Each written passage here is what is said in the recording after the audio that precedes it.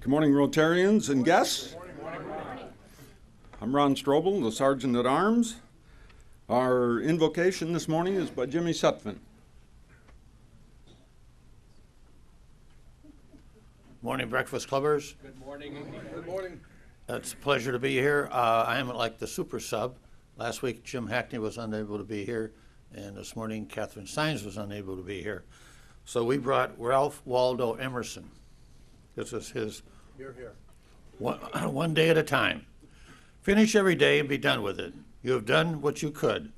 Some blunders and absurdities no doubt crept in. Forget them as soon as you can. Tomorrow is a new day. Begin it well and serenely with a too high a spirit to be encumbered with old nonsense. This day is all that is good and fair. It is too dear with its hopes and invitations to waste a moment on yesterday. Ralph Waldo Emerson. And all God's people said, amen. Amen. Well, that's going to blow fine day, Duncan. I'm sorry, Ron. If you listen to the prayer, that's going to mess with fine day because it says forget the everything that happened before. Oh, we'll come up with a way to spin that, Ron. Oh, okay. Money will be spent, sir. And quit talking while we're. Yes, sir. That'll be $1. Yeah, I got that. To lead us in the pledge and the four-way test, Jim Ahern. Oh, good to be home. Sorry, I have to do this normal. I heard last week was a ball, so sorry I missed it. Okay.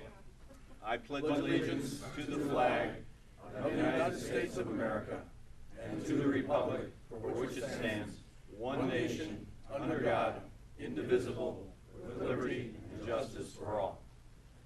In the four-way test of the things we think, say, or do, first, Is it the truth? second, Is it fair to all concerned? third, Will it build goodwill and better friendships? fourth, Will it be beneficial to all concerned?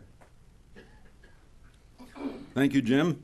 And now to lead us in song, Dick Pearsall.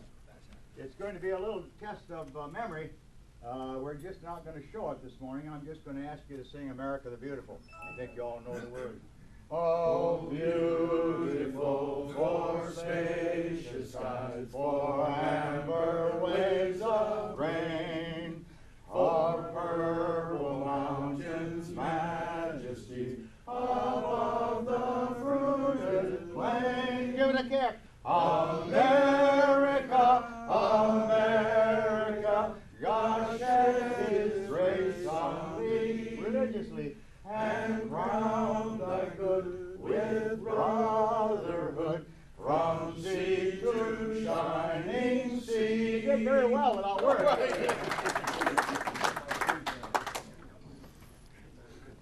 And leading us this morning, our president, Allison Feaster. Isn't it nice to have Ron back, I think? It's a good thing you didn't have your armband on after chastising Duncan. So, who's making a difference?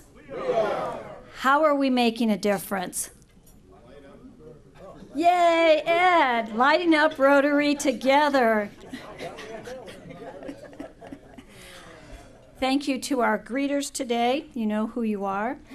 Who were they? Good, you are on it today. Ed Sogan, Bob Cramp, thank you. Our AV team, fabulous. Jimmy Sutphin, Ron Barnhouse, Larry Santon, right, Larry? I didn't want to forget you this week. And Tom Page. We've got Brad Nelson. Hi, Brad. And then Donna's going to help as well. Next, our Rotary Club Secretary, Chris Barker, will introduce our guests.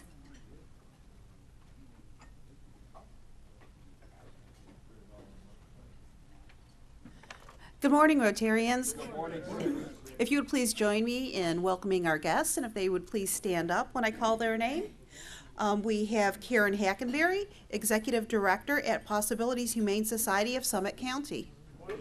Thank you. And then we do have David Schweighofer. He will be joining us. He called me to let me know he's running a little bit late, but he's representing EMS Outreach of Hudson. So thank you, visitors.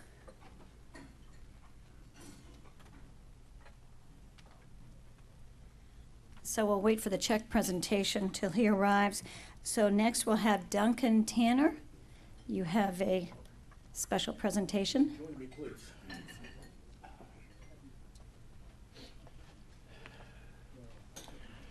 First of all, it's good to be home. Secondly, while I was gone, a vicious rumor was circulating that money raised during fines go in my pocket. That is only partially true. We'll talk later. Is John Archer here? I could use some representation at this point. Apparently not. Folks, it is my pleasure, and we do not actually have the check, my fault, but nevertheless, it is my pleasure to present to Karen Hackenberry, the Executive Director of Pausabilities Humane Society of Summit County, last month's fines totaling $90 for the benefit and support and advocacy of dogs and cats. Thank you, Karen. Thank you very much. Thank you all for your support. As you know, we are 3 miles right up the road on Route 91. Please visit our shelter. Please visit our shelter. I want to thank you on behalf of 280 cats, 120 dogs, 4 rabbits, and associated birds, guinea pigs, and whatever came into the shelter last night. I promise you we will put your very generous donation to good use. Thank you, and thank you for inviting me this morning.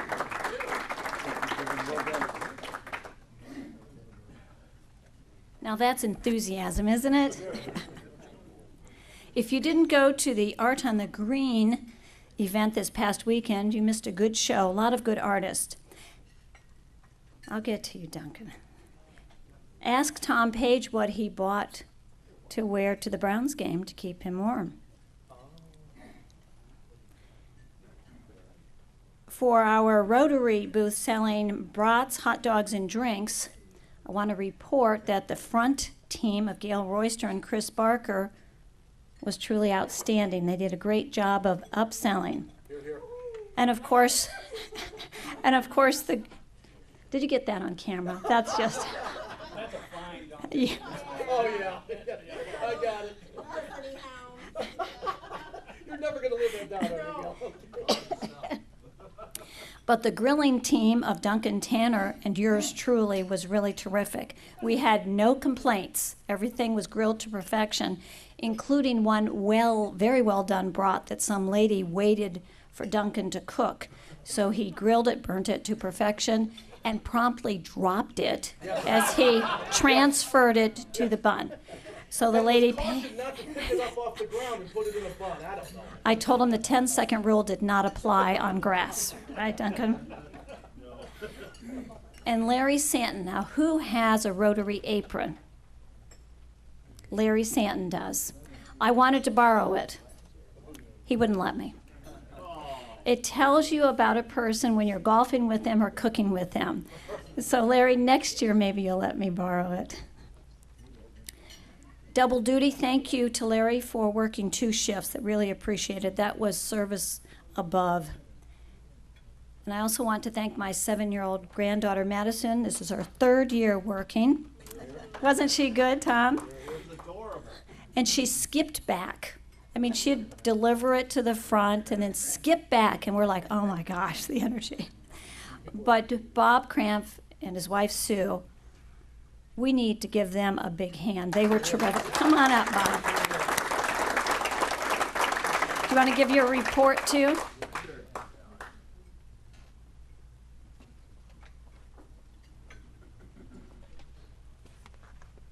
Good morning. Good morning, Bob. I can't go anywhere without my clipboard. Do appreciate all your help. There was 25 Rotarians who volunteered over the weekend and participated in the selling of brats and dogs. And a couple things that maybe a little repetition of what Allison just said, but special thanks to the setup team of Tom Page, Tom Tobin, Ed Sogan, and Larry Santon.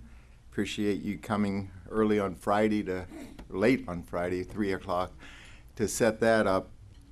And there were several double shifters, which I appreciated. Tom Tobin was served 2 different times, and Larry Santon and Donna Kastner served in double duty. And then we had several guest volunteers. I know that's a new term. Madison was one he's a 7-year-old. I don't know if you said that. Is that right? 7-year-old. And she helped out. And Catherine Sines, her granddaughter, was there to help out. Now that she's not quite as young as Madison, Catherine is a grad student at Kent State. And she was helping out on Sunday, I think it was.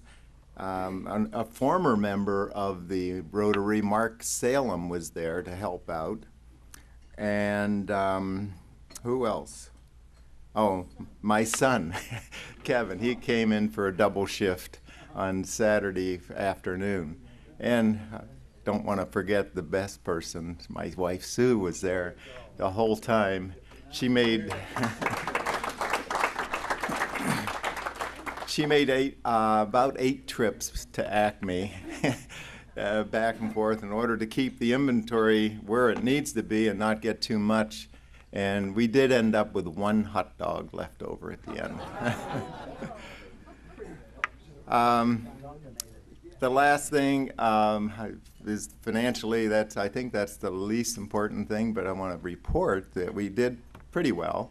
I always keep hoping for more and more money every year, but we hit it around $1,300 again this year. It's actually $1,227. But the main goal, and I think this was accomplished, I saw a lot of people that I know and be able to talk to them and know what Rotary is doing and how we're helping in the community and participating and keeping prices down for them. Because we do offer a very good deal at $3 for a brat, $2 for a dog, and $1 for a beverage. So if we wanted to raise prices, we'd make more money. But if we're staying with the objective of public service, we're doing just what we need to do. So again, appreciate your help, and that ends this Art on the Green this year.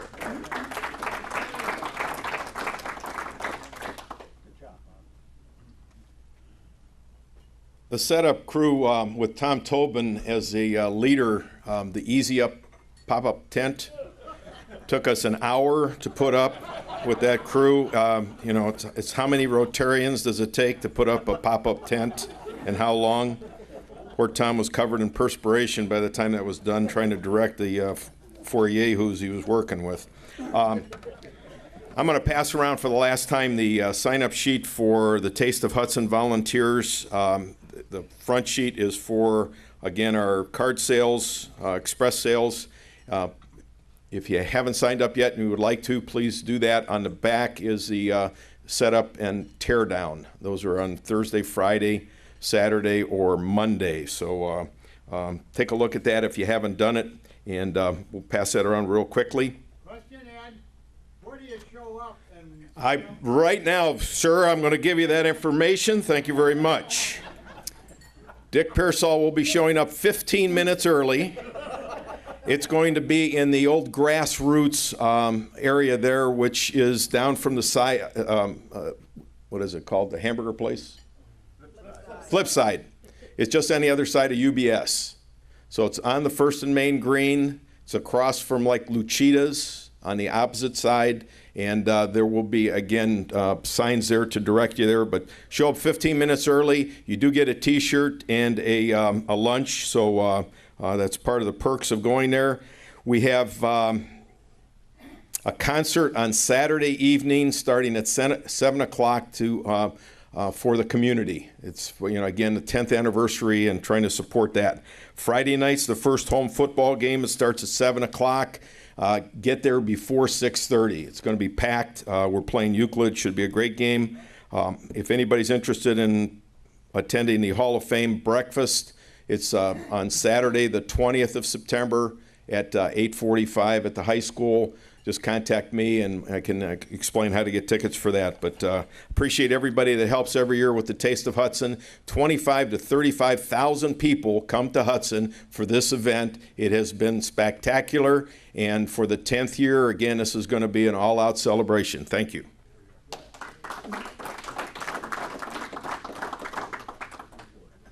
Dexter, it's your turn. We're going to talk about our great golf outing. I'm really excited. It's going to be tomorrow. Nice weather, right? Yeah, nice weather is planned for tomorrow. We expect a little bit of rain maybe in the morning, but the afternoon is supposed to be fantastic. I'm looking forward to it. We have we're 2 golfers shy of 6 foursomes. So yeah, we 6 foursomes is going to be good. We're going to have 11 o'clock is the registration. 11:32 is our first tee off time. And then at 5 o'clock, we will have our reception afterwards. Spouses are invited to this. Remember, everybody's invited. We want people to come out and enjoy. There's no cost for the reception. I've been asked that question a couple times. There's no cost. Actually, my company, Ameriprise, is going to be sponsoring that. And we look forward to you guys being there. It's going to be a really, really good time at the golf course. Thanks. Moving right along, next we have another check presentation. Craig Tomlin, Gail Royster will do the presentation. And Mr. Ron Strobel. Well, good morning, Rotarians. This morning is one of those mornings that we all take joy in because we begin to see the output of all the hard work and all of the efforts that everybody in this room and others outside this room that are in the club put forth to this year's gala event. And this morning, with great pleasure, we will be presenting the first of 3 proceeds in that regard to EMS Outreach of Hudson. And to do so, I'd like to introduce Ron and Gail in introducing David to the club. So, Gail and Ron, David, excuse me.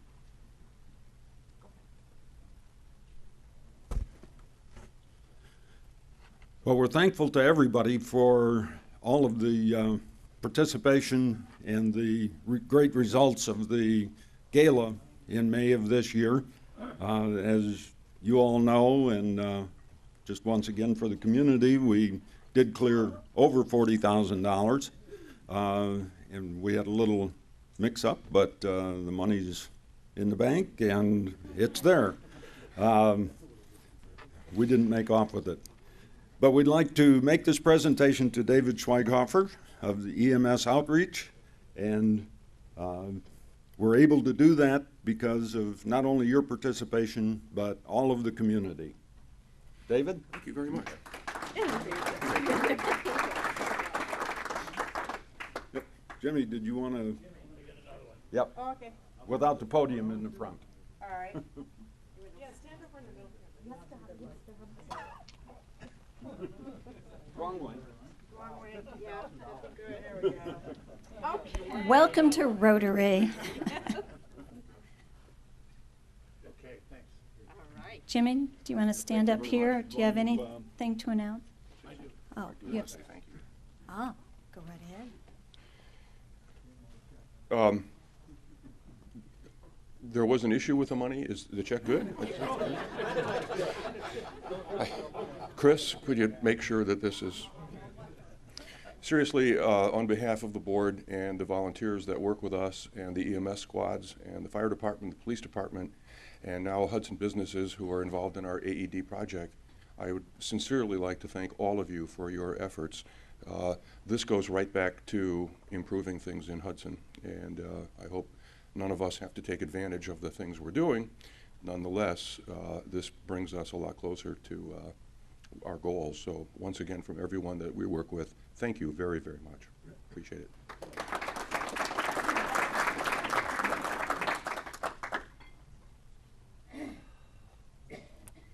Thank you. Next, Jimmy, are you ready? He's running right up here. After Jimmy, we'll have Rotary Jeopardy, so put on your thinking caps.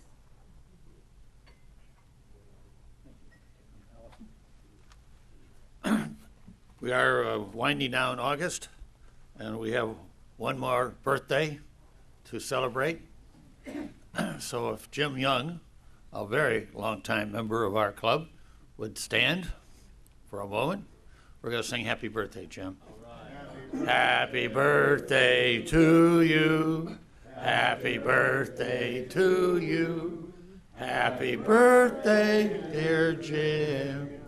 Happy birthday to you, and many more.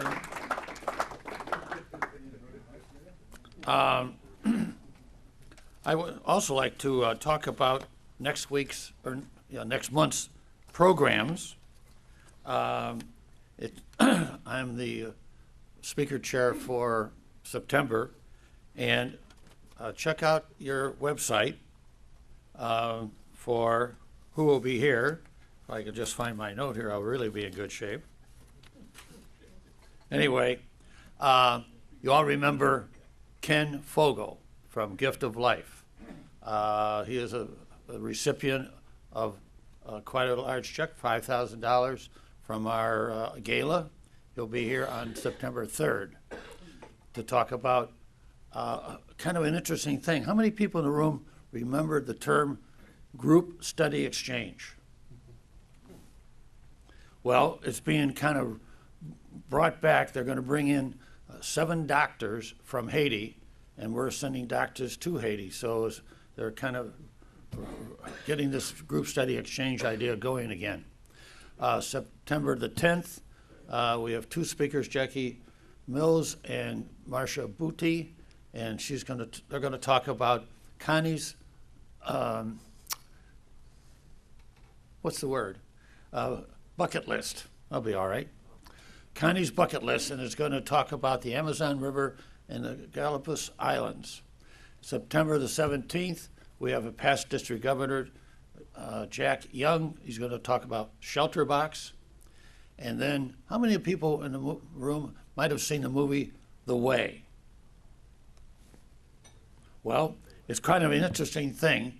It's about a 1,000-mile trip through northern Spain to Santiago, and there happens to be a couple in Hudson, Marianne and Joe Doman, who made the trip. So they're going to talk about their walk on the way on the last Saturday or last Wednesday in September.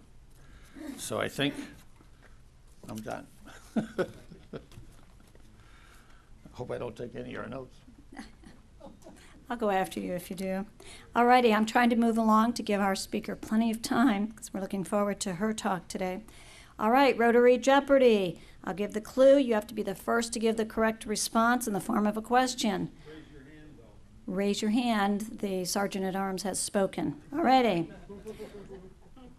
How do you mend a broken heart? This Rotarian sings to mend hearts in SICU. In the form of a question? Craig? Good. Come up and get your... See, Ed, it's got to be in the form of a question. Ed, gotcha.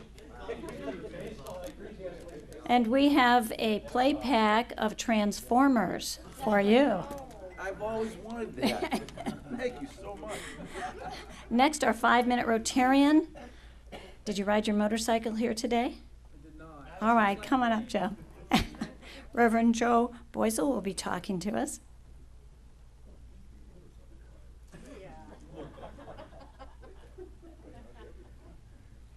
No sermon, Joe. No sermon. I didn't ride my motorcycle this morning. It does look like a little bit of rain, so I'm a little bit scared. You know, I speak before people every week. This is what I do. But this topic makes me a little, sketchy. I don't talk about this. I don't talk about me. So I thought I would start this morning with a story. And the story has nothing to do with me. It's about an American school teacher at the turn of the last century, early 1900s. And she was going to go from the United States to teach abroad in Switzerland for a year. And you remember, this was at the time, maybe you don't, but this would have been at a time where there wasn't very frequently indoor plumbing, although there was in a lot of places. And so there was sort of a new thing in the States, but it was a luxury that this young woman had become accustomed to. And so she had written back and forth to Switzerland talking about the job and what she'd be doing and where she'd be living and their students and so on and so forth. But it occurred to her, what about the plumbing situation? You know, is there going to be a bathroom in the apartment? Or perhaps in the dormitory or close? I mean, if it's an outhouse, you know, what would that situation be like? And it began to trouble her quite a bit, and so she wrote a letter to the headmaster. But being a very delicate woman and very much, concerned about decorum, she decided that she would never call it a bathroom or a toilet. She called it a water closet. And being even more concerned about decorum, she would not actually call it a water closet either. She just abbreviated it as the WC, thinking that he would certainly understand what a WC was and would write back accordingly. And so she jotted off a letter, "How close is the WC to my apartment?"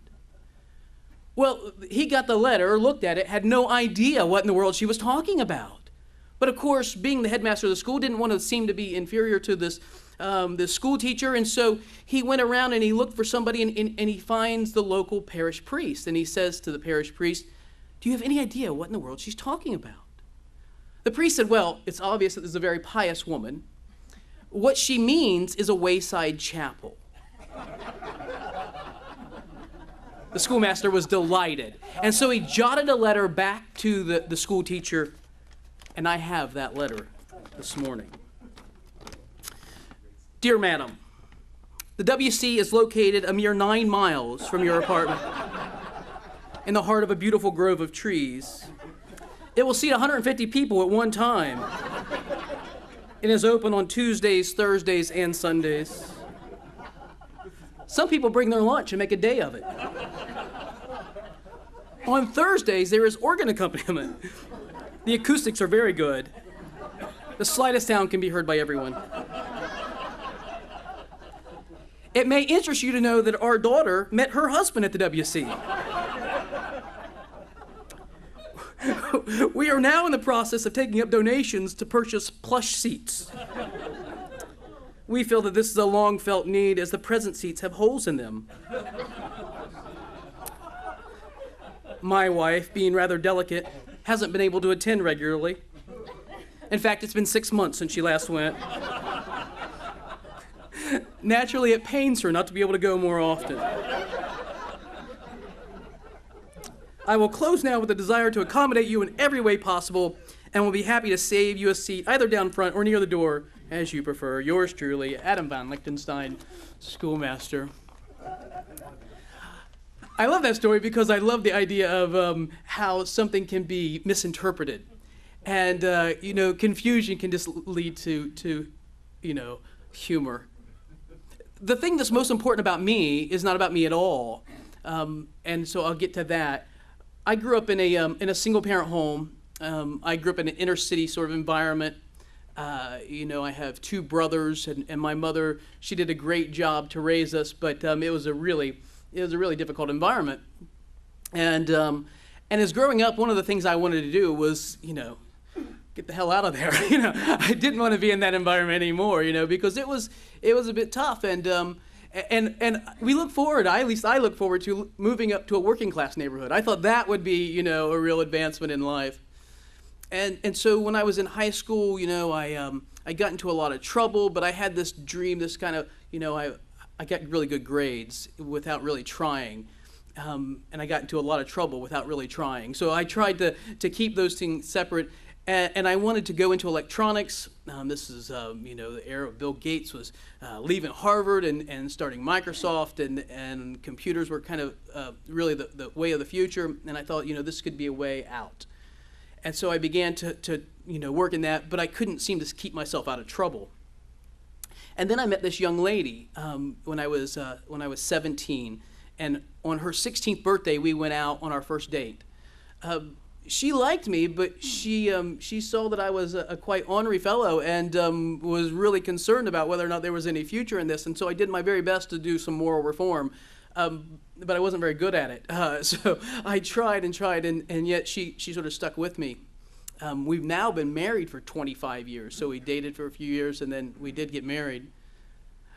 In the process of going to get married, though, we talked with this clergyman, and we had some discussion. And after that, in a couple weeks after that, I had a really watershed event take place in my life. My family was Lutheran growing up, but we never went to church. We knew who God was. Sure, there's a God, and Jesus was sort of a name of the person hanging on the cross, hanging over top the door on the way out of the house. that was it. And one day I came home from work. I worked a third shift, came home early in the morning, was really tired, fell asleep, and a couple hours later woke up with this real panic in my heart. Had no idea what the panic was about. I was terrified. And I was young, I was only 20. And so I thought, what in the world could I do? And I called, for some reason, the minister that I'd been counseling with about getting married. And I went in to meet with him, and he talked with me, and I left that meeting that day. He talked to me about committing my life to Christ, and I thought, well, I don't have no idea what that means, but yeah, okay, that sounds good. I thought I had already done that when I was a child, when somebody did it for me. And so I left that meeting that day, and I went to meet Abby, my fiance then, now my wife, and she was surprised to see me. I began to tell her what happened, and as I did, something happened to me internally. I actually began to cry. Began to weep. And there was a sense of peace that came over me that for 25 years hasn't left me. Difficult times have come, struggles have happened. There have been things that kind of were messed up and scary and all that sort of stuff. But what St. Paul calls this peace that passes all understanding really came upon me, and I was changed. I was a different person. Still have a slight tinge of the orneriness. I know for some reason it didn't all go away, but just enough to make life fun and interesting, I suppose. And that moment really changed my life. I knew at that moment that I had to be a clergyman, but I didn't want to be. And so I struggled against it for a long time, maybe 6 or 7 years.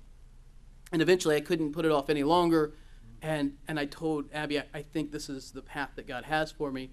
And she said, oh, I've known it all along. I just wondered when you were going to come along and do it. But I didn't go to college because you didn't need to go to college to be in electronics. It was actually a hindrance to go to college. And if I wanted to be a clergyman, I needed an undergraduate degree, and I was 26 years old. So I went to undergraduate school. I finished in 3 years, magna cum laude, worked hard through it, had 2 children all along, and the third one was born while I was finishing. And then I went to seminary, graduate school for religion in Wilmore, Kentucky, a place called Asbury Theological Seminary.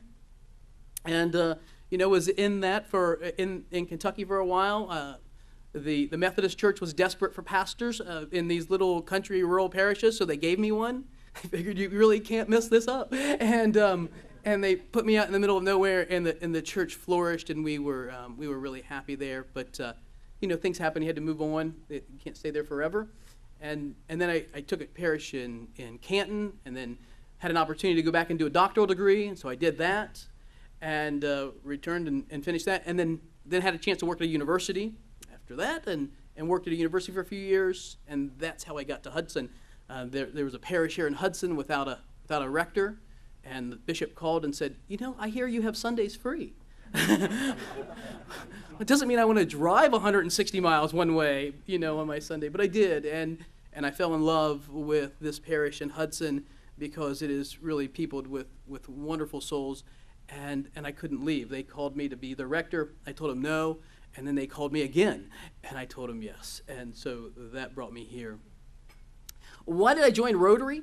I didn't join in order to be in a service organization. Might surprise you, but I work for the largest humanitarian organization in the world. We represent 2 billion people on the planet. Among our many subsidiaries we do a lot of great things. I joined it to meet great people, and I have, and I'm so thrilled to be part of this group. I try to work as much as I can and do things, but I joined to meet you, and I'm really glad to meet some great people here and be part of this great club. That's the whole story.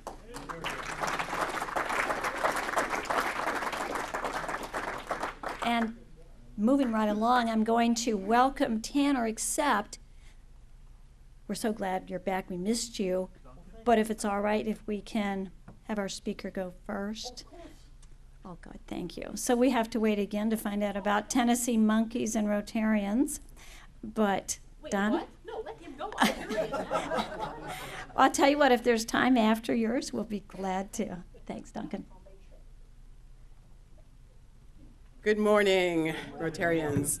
Robin Sachs is our speaker today. I'm going to make this very quick. I had the privilege of teaming up with Robin years ago to do a number of workshops. She's a fantastic speaker, trainer, writer, award-winning journalist, award-winning playwright. Her client list is extensive: Microsoft, Lubrizol, Parker Hannifin, Eaton Corporation, KeyBank, yada, yada, yada, yada, yada. And she is the author of Get Off My Bus, How to Get Clarity, Get in the Driver's Seat, and Get Moving in Your Life. Please join me in welcoming Robin Sachs. All right. I think, Donna, you mentioned we have a handheld mic, even though I have a big, big mouth. I know you're recording this. If I can grab that. There you go. Thank you. Good morning, everyone. How are you? Good morning. So, how many of you in the last couple of days have watched a newscast of some kind? Okay. In the next 20 minutes or so, my goal is to have you never turn a newscast on again, and let me explain. I spent a number of years in television news, and in 2003, November 23rd, 2003 to be exact, made a very conscious decision to get the heck out of that industry, and the reason became what I do today and why I do it. News is a very interesting industry, and the strange thing is we are surrounded by mass media 24/7 these days. You can't walk into a McDonald's without having a flat screen TV, and of course what's on? CNN, something, and what's across the bottom in bright red all the time? Breaking news, because everything is breaking news. And there's usually an anchor sitting there saying something akin to, we have no information, we have no idea what's going on, we have no facts, but we're here for the next 7 hours, stay with us. Because our graphic teams has already come up with this wonderful look, and it's a joke. And it's, unfortunately, it is what it is. And without judgment, I want you to think about something, because that surrounding us 24/7 in our culture, in our society, does something to our lives when we're not in front of that television set that's very detrimental. And I want you to think about this. When you listen to what you're being told, we typically don't think of listening to what we're not being told. Let me give you an example. A meteorologist says it's partly cloudy. What is he also saying? That same meteorologist says there's a 20% chance of rain tomorrow. There's an 80% chance of sun, even though we all go, oh, great, it's going to rain tomorrow, oh, no, and we start kind of going in that little spiral that we do. The unemployment rate's 10%. For a change of mindset today, what's going on? I don't care what school system you're from in this country, that's an A. Is it not? Listening to what we're not being told. Now, how do we kind of do that and create that as a mindset? There are 3 things I want to touch base with you on today that I want you to walk out the door and you'll be able to use them immediately. I know Donna was kind enough to pass out some handouts. If you hadn't grabbed one, there's a 1-page handout. Feel free to grab that. The first thing I want to talk about is control. Anybody in the last couple of months feel out of control about anything in your life? In the last, 5 minutes? Have you? Yeah. Control is a strange thing, and it takes hold of us. So I want you to think about this. Throw all the minutia off the table. There are 2 things you need to know about control. That's it. 1, there are things in your world over which you have 0 control. And 2, there are things in your world over which you have virtually total control. What are some things we have no control over? The weather, the stock market, traffic, other people. Other people top my list most days. The things over which we have no control are ironically the things that often we stress about the most. What do you have control over? Yourself. Short list. Yourself. That's it. My thoughts, my behavior, my attitude, my actions, whatever. And it's interesting when you start to realize that life's not about what's happening to you, because life's happening to all of us, but you can't control what's happening to you. Life's all about how you choose to respond to what's happening to you, because that's the only thing over which you have control. And I'll give you an example. We have dozens of these moments every single day in our lives. And you either do this or you know someone who does this. Driving down the highway, nice morning, and all of a sudden somebody cuts you off and you have to slam on your brakes. At that moment in time, there are only two possible responses. There are no more. Response number one, you start yelling and you start whatever you happen to do, and sometimes you get so worked up within a matter of moments that you have to drive up alongside the person so you can look at them. You ever do that? Where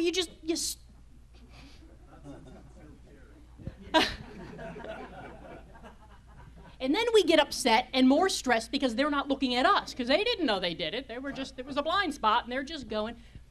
And what happens to us when we choose to respond in ways like that is our brain says to our body, whoop, I'm releasing all the chemicals, all the stress hormones, cortisol, start going through your body, adrenaline, start pumping through your body.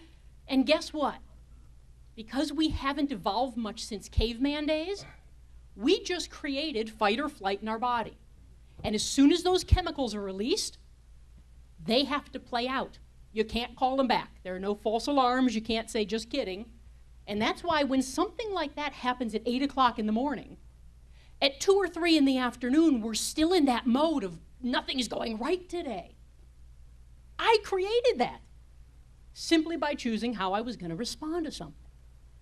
Because the other way I could have chosen to respond was slam on the brakes and gone, glad I was paying attention, and move on with my day. So life's not about what's happening to us.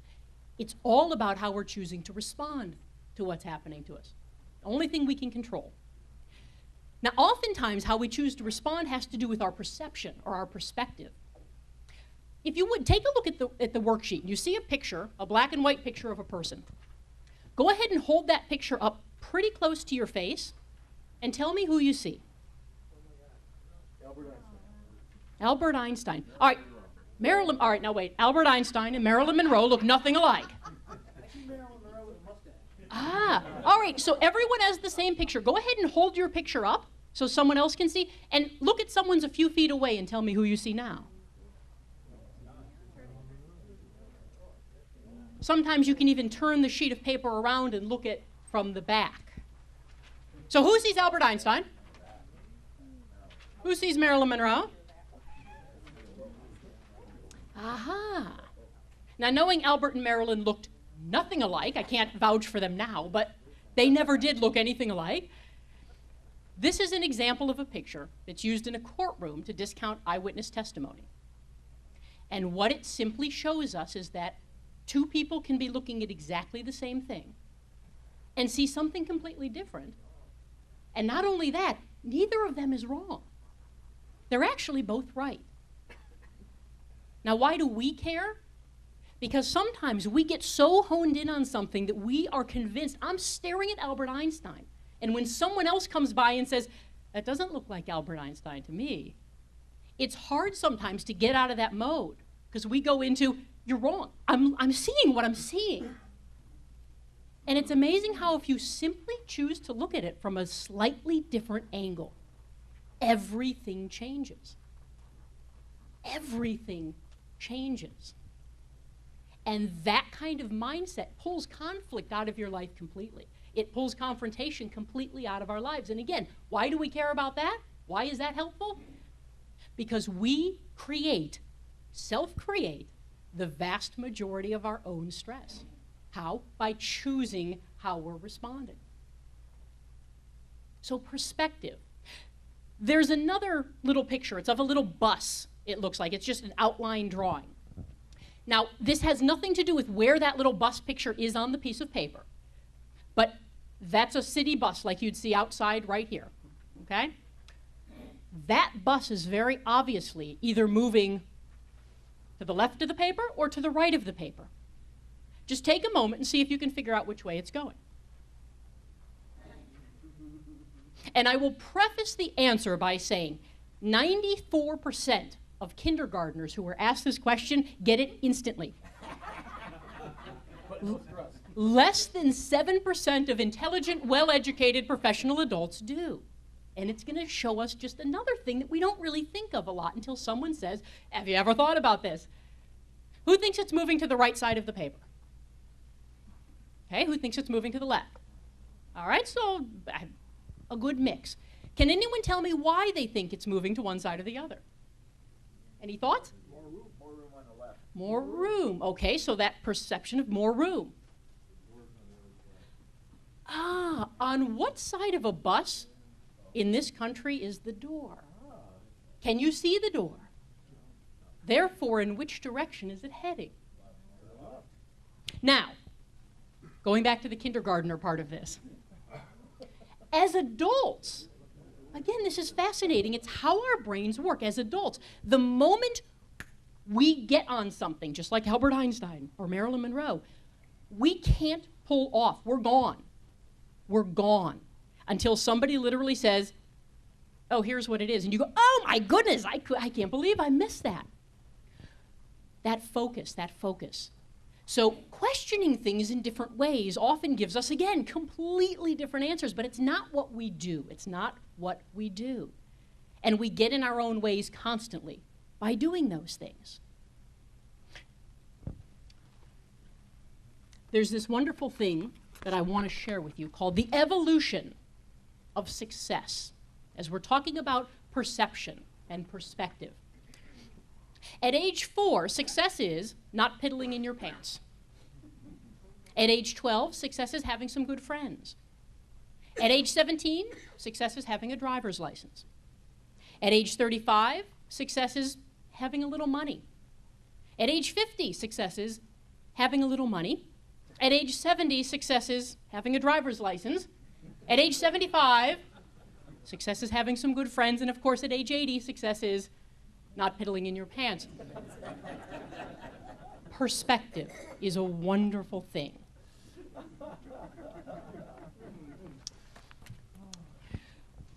Those are things that we do as individuals that kind of get in our own way. The beauty of that is if I'm the one getting in my way, I'm the one who can get out of my own way. If I'm my own problem, I'm my solution. It's the beauty of it. It's a shift of mindset.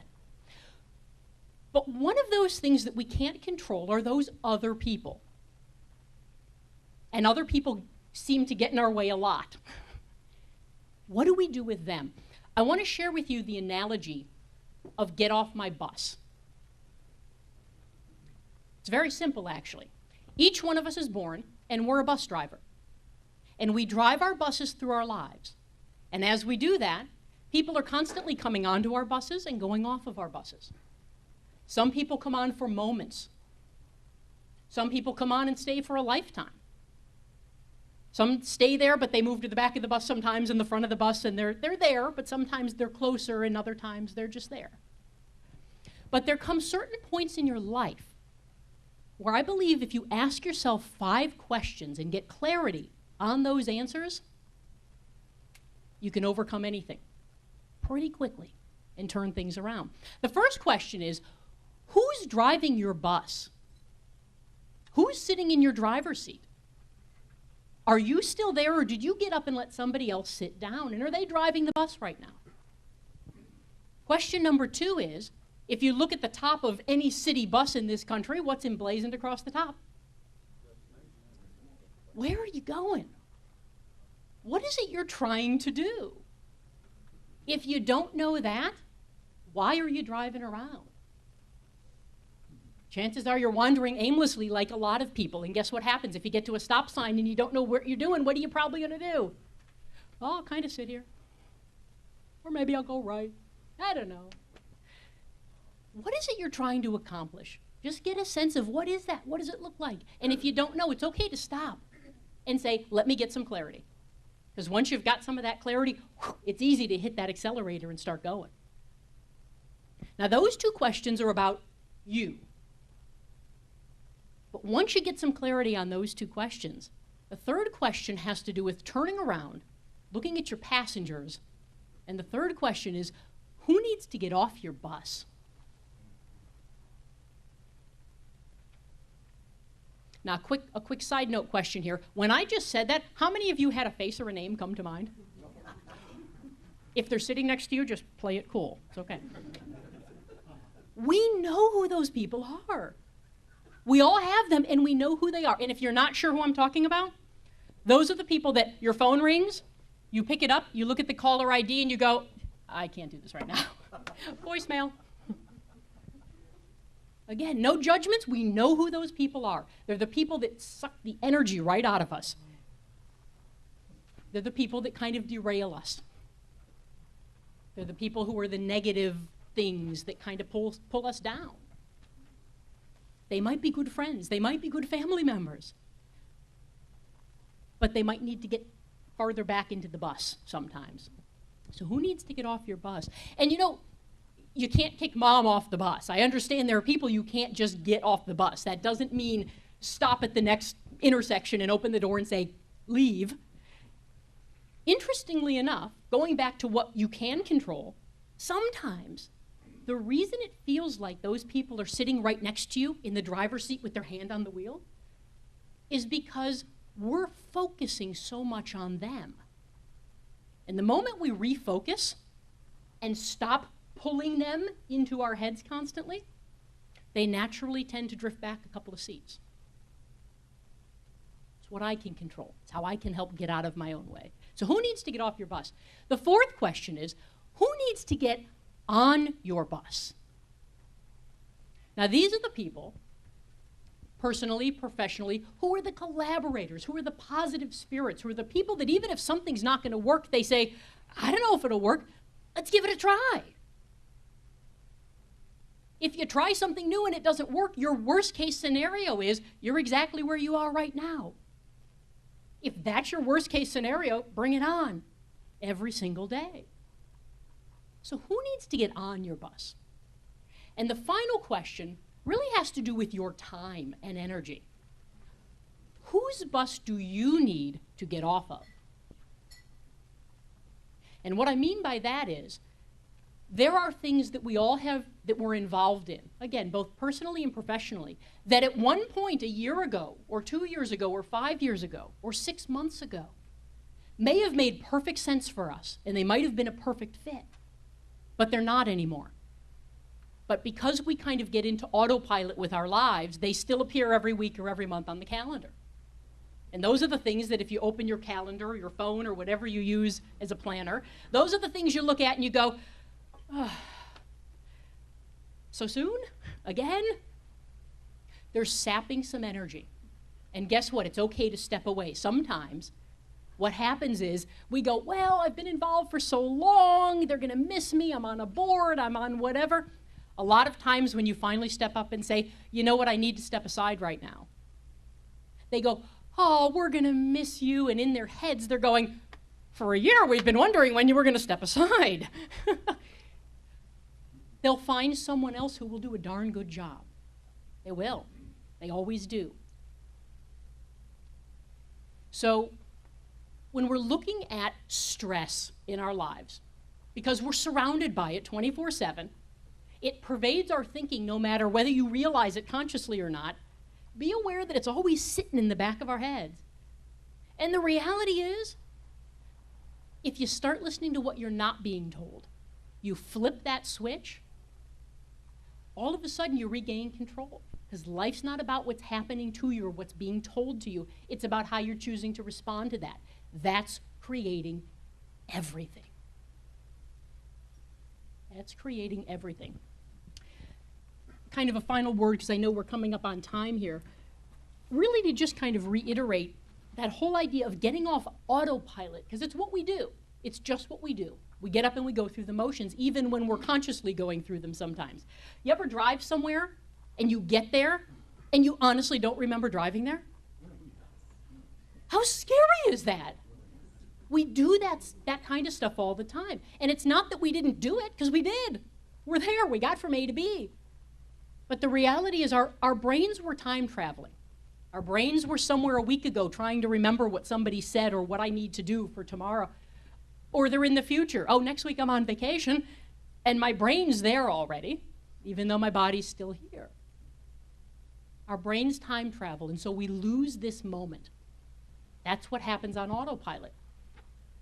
So I want to close out by sharing with you this wonderful autobiography in 5 short chapters, and it is truly 5 short chapters, by a lady named Portia Nelson. And this is called There's a Hole in My Sidewalk. Chapter 1. I walk down a street and there's a big hole. I don't see it and I fall into it. It's dark and hopeless, and it takes me a long time to find my way out, but it's not my fault. Chapter 2. I walk down the same street. There's a big hole, and I can see it, but I still fall into it. It's dark and hopeless, and it takes me a long time to get out. It's still not my fault. Chapter 3. I walk down the street. There's a big hole. I can see it, but I still fall in. It's now become a habit. But this time I keep my eyes open and I get out immediately. It is my fault. Chapter 4. I walk down a street. There's a big hole. I walk around it. Chapter 5. I walk down a different street. Life in a nutshell. Get out of your own way. Thank you for inviting me and reaching out, Donna. Thank you.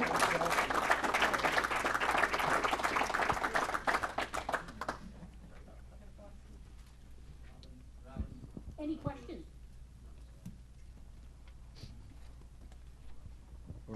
For a few of us on the short bus back here, what was the first two again? Question. First question is, who's in my driver's seat? Am I driving my bus, or is somebody else sitting there right now? And the second question is, what's across the top of your bus? Where's your destination? Where are you trying to go? What are you trying to do? Thank you. You're welcome. Any other questions? Excellent. Again, thank you guys. Have a great day. Fabulous. And is this your book? Yes. I'm going to hold it up so we can get the camera to focus. So where is this available? Amazon, Barnes & Noble, all the usual suspects. Good. Learn It Owl downtown, maybe too. Yeah, possibly. I'm going to ask you to draw.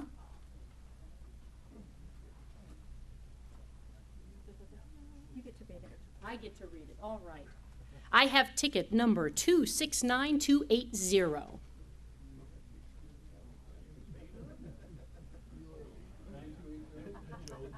Correct, 9280. Going once? Ah!